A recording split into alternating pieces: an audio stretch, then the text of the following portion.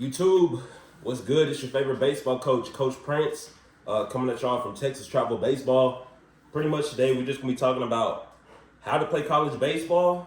So pretty much talking about what it takes to get there, what type of skill set you need, pretty much what you need to do to get there.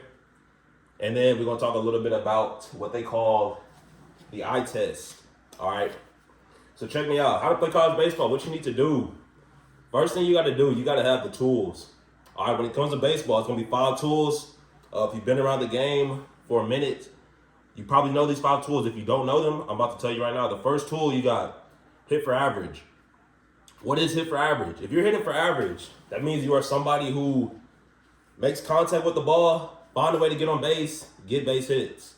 All right, you're hitting for average. Once the season is over, once you're about 50 ABs, 75 ABs in, you're probably hitting about 350, 360, 370. 380, that's hitting for average, okay? You're one of the top hitters on the team. Whenever you're sorting through your team stats, looking to see who has the most base knocks, you'll be up at the top of that list. That's going to be hitting for average. That's going to be the first tool. All right, hitting for power. That's going to be our second tool. What is considered hitting for power? Let's see what this guy does. If you can make that play, he kind of booted that play, but hey, hit for power. All right, it's power. We talking about amateur baseball. We talking about high school baseball. Most players in high school baseball are not hitting home runs during the season. I'm gonna tell you that, like right now, the majority of high school baseball players are not hitting home runs. I'm telling you that right now. I would say 95%, if not more, players throughout the country are hitting home runs. So if you take 100 high school ball players, you probably got about 5 of them that can hit a bomb in a game. So whenever I'm talking about hit for power, it's not necessarily just home runs. It's going to be doubles too. All right, how many doubles are you hitting? How many triples are you hitting? And then we could talk about home runs, all right? Because home runs, honestly, those will come once you get to college. Once you get in more at-bats, you're facing better pitching. You're more physically mature. You got more power behind your bat. You got more bat speed, more exit velo, all that. That's when you can start talking about home runs. But youth baseball, 13th, whatever, youth baseball, I honestly don't get too involved with that because, I mean, when I grew up playing ball, we started swinging BB core in 8th grade. So nowadays they swing in drop 5s and drop 8s in youth baseball. So I don't know about that, but let's just talk strictly high school baseball, okay? High school baseball, if you're hitting doubles, let's say you play 32, 35 games in your season. Let's say you finish the season with about 6, 7 doubles, 8 doubles. That's solid. Honestly, that right there, 6, 7, 8 doubles, that's solid for high school baseball. Tell you that right now, it's solid. All right. If you go 30, 32, 35 games through the season and you don't hit a double, don't hit a triple, don't hit a home run, or let's say you only have 1, and let's say it's against a lesser opponent, a team that is not as good, not good at pitching, one of the worst teams you'll play all season, that's not going to be hitting for power. All right. If you are hitting for power, you're hitting doubles against those good teams. You're hitting doubles against the bad teams. You're hitting triples against the good teams.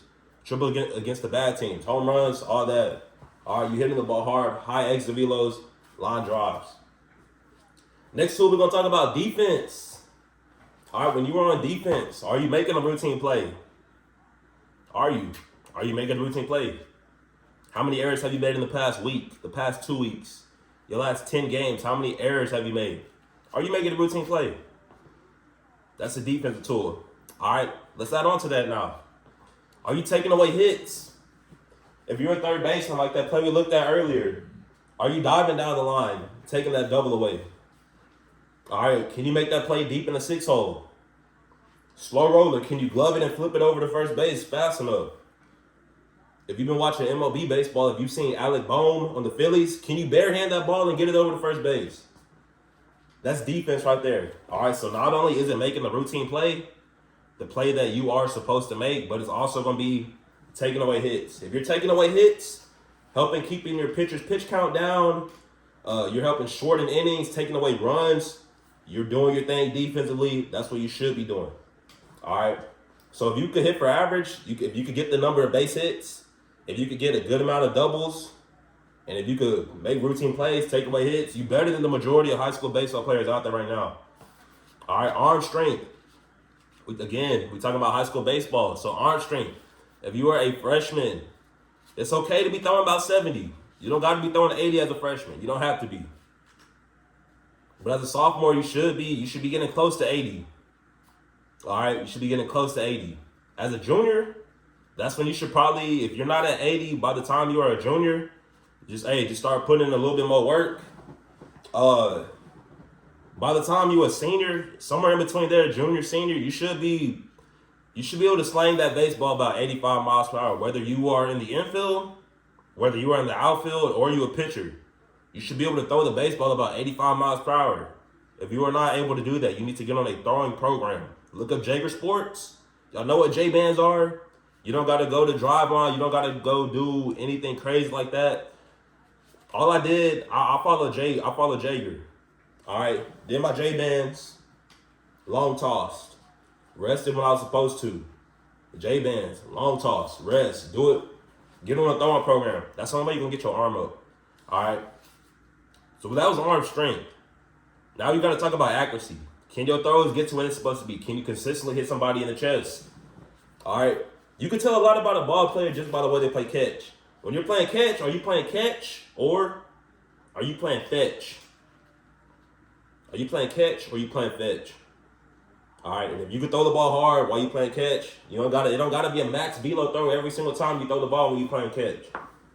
But whenever you are trying to get your higher velo throws, are you able to make those throws accurately?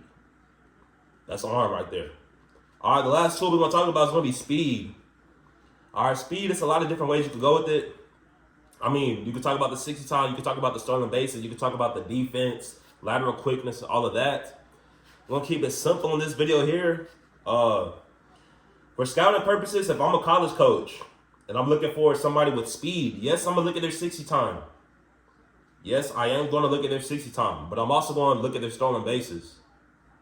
All right. Because, I mean, a lot of high school ball players, they could be getting a lot more stolen bases than they are. They just don't know how to steal the bases. All right. Then it's a lot of high school ball players that's running like 6'6", 6'7", 6'8", 6'9", 7 flat. But they're not getting a lot of bags because they don't know the proper way to steal. They don't know the proper technique because they haven't been taught, and that's all it is. Once they get to college, they'll learn that. If they that much of a dog, I'm telling you, they will learn it. Me, myself, I was never the fastest player on my team. No team that I played on was I the fastest player. But it was always a personal goal of mine to lead my team in stolen bases. Did I lead my team in stolen bases every season? No, I didn't. But did I make it a conscious effort throughout games to be locked in when I'm on the bases, thinking about stealing the next bag? All right, I'll take you back to a time real quick. Throughout this channel, I'm gonna have plenty of time to talk about my college days. But I'm gonna just tell y'all real quick about a series. When I was playing at Cameron University, we were playing against Eastern New Mexico University.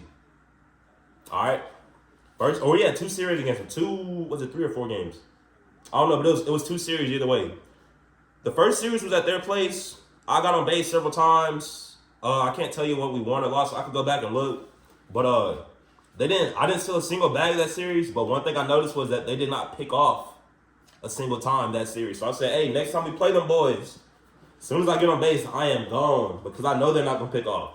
They're not thinking about me. They're not thinking about controlling the run game. And that's crazy because this series is a Division II college baseball program. And I'm telling y'all, they did not pick off. They didn't pick off. So I said, next time we play them at home. So I'm getting those bags. While I'm on first base, second base, I'm getting those bags. The one time that they did try to pick me off over at first base, they made a bad throw and threw it in the right field, made it to third. So, I mean, if you can steal bases, that's speed that plays, all right? You have 60 time, you can always improve that, just like you can always improve your exit velo, but 60 time, it don't mean you're going to steal hella bases. Just like having a high exit velo off the tee, it don't mean you're going to hit a lot of home runs. It don't mean you're going to hit for a high average.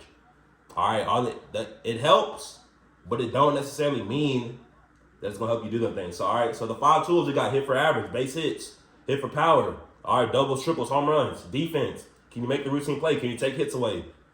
Arm strength. How hard you throw? Can you control how hard you throw? Is it accurate? Speed. What's your 60 time? Is it good or bad? Are you still on the bases? Are you still on the low amount of bases? Or are you still on the high amount of bases? Those are questions you got to ask yourself. If you want to play college baseball, you got to hit for average in high school. You got to hit some doubles in high school. You got to hit some triples. I'm telling you, you don't have to hit home runs, but doubles and triples. If all you did was hit singles throughout high school, What do you think you're going to do in college? Defense, can you take away hits?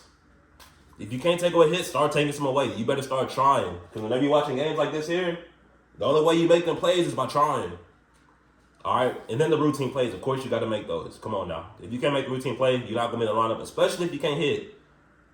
If you hit, you don't sit. All right? Arm strength. Self-explanatory. Do you throw hard? Speed. We know about that. All right? Before I wrap this video up, I'm going to talk about sacrifice real quick. What are you willing to give up? I'm going to just make a separate video about it. What are you willing to give up? Are you willing to put in the work to make good grades? Are you willing to sacrifice your friends?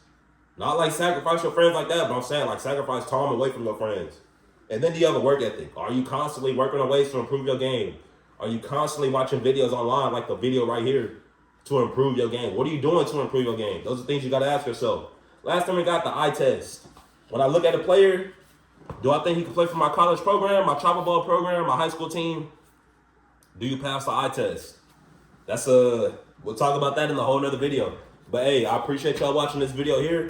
If you enjoyed the video, make sure you subscribe to my channel. We got plenty of more coming. And I will see you guys in the next video. Clemson and Georgia, two very